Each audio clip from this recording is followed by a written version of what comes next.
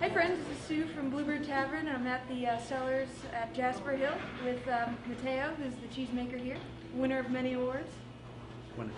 One or two? One or two, yeah. Yeah, do you want to just talk a little bit about what you do here? Sure. Well, the Cellars at Jasper Hill is phase 2 of our business.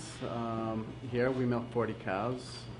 We make 4 or 5 different cheeses, and we started the Cellars as a means of lowering the barriers to entry for cheesemakers in Vermont and dairy farmers specifically looking to transition into value-added production and as a means of keeping their farms viable. And the Cellars is a piece of infrastructure we're leveraging to keep our working landscape working. So that's what we're doing here. Very cool.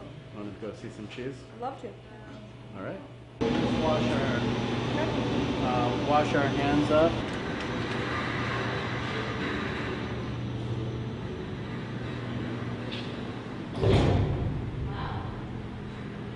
Cheeses age anywhere from 10 to 14 months. So we're kind of right in this like 12, 13 month range, which is my favorite month. So every wheel, or every batch, I'm sorry, has a test wheel in it. So you can go through and taste, and it allows us both to test for quality, testing pH and moisture during the aging process, but also tasting it, especially as it gets to that kind of 9-month range when it's almost ready for sale. This is how we determine one batch from another, and there's a surprising amount of batch variation. It's coming from a single herd milk source, so there's going to be a huge difference from batch to batch in flavor, and texture, and aroma. Always delicious, though. Right, so put the plug in. This is a specially designed cheddar plug for cheeses that are a little bit longer aged. And then you get the pleasure of taking a piece. Can you take a piece and still hold the camera? Oh, absolutely. Yeah, so. Yeah, The same piece there? Yep, you got it. Do you want to taste? So this is the April 7th batch. Oh, man. Which to me has lots of like a preserved lemon, like tangy quality, but it also has this like savory, like beef broth quality as well. So it's a neat component of like tangy and sweet and savory. 10 years ago, this wasn't even an idea yet. Maybe it was in Mateo's brain somewhere, but 10 years ago, this was just a hill. This was rock. So, and cheese in particular in the last 10 years has been pretty astounding to see where it's come from.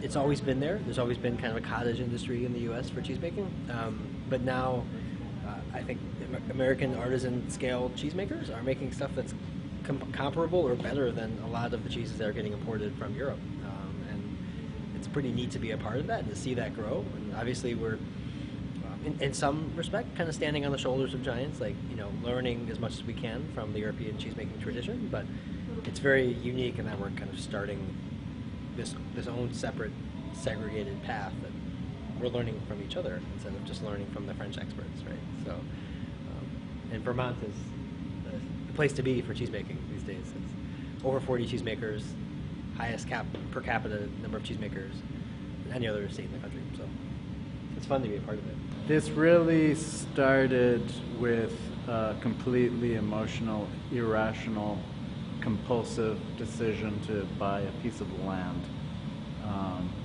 Here in Greensboro is the last chunk of land that was going to be up for sale for a generation as far as we could tell. And we bought this farm. We had no idea what we were going to do with it. And we had one basic,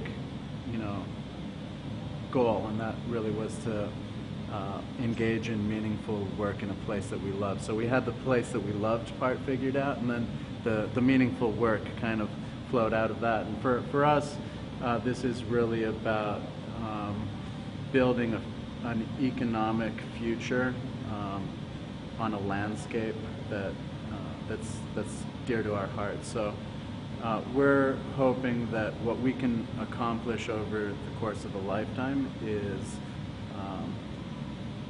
vitality and a maintenance of the working landscape up here in the Northeast Kingdom of Vermont. And the rest of it is just been,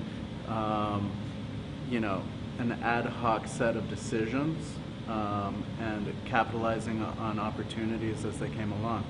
Cabot Clothbound is an important part of our business because, as you can see, this is a cheese that is, it's beautiful to look at, but it's got an amazing flavor, and it provides the Cellars with the weight, which we're using to build a distribution system for other cheesemakers in the region, as well as the cash flow to maintain our organization and this piece of infrastructure. We have some overhead now. Right. So Cabot Clothbound is like a core product for us.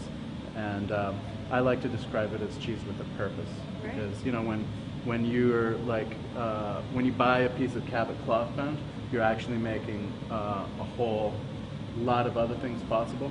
We are actually leveraging this one product to the benefit of the rest of the producers in the Cellars. It's an interesting model. We are all connected here, and that's the great thing about a local food scene. That we're privileged to be a part of.